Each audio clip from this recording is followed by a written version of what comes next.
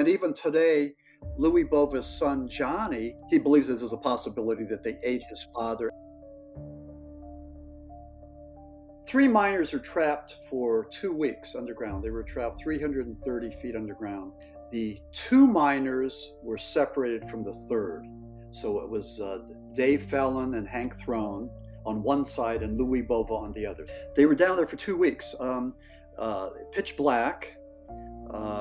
When they finally came out, they took them to the top, and they only were able to extricate two of them.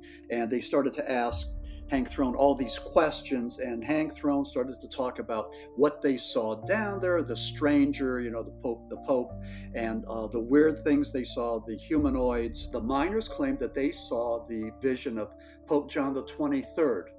Pope John the 23rd died in June of 1963. Shepton took place in August of 63. It was a case of life after death.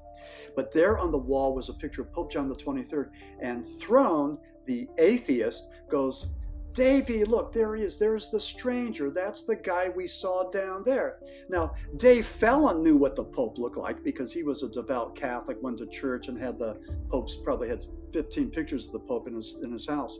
Not Throne. Ed Conrad took the miners, Fallon and Throne, around. He had them interviewed by psychiatrists and psychologists. He had their interviews notarized, tape recorded.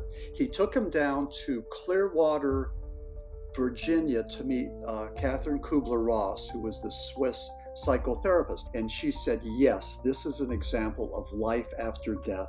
This was an example of what Pope John the 23rd did after he had died. John Grayson, University of Virginia, one of the experts on near-death experiences, and he too believed that this was something that was phenomenal that happened. This Shepton narrative should have been one about miracles. It should have been one about human survival and the technology that saved their lives and all this. They came out and it was just a glorious celebration. And then the questions: what happened to Louis Bova?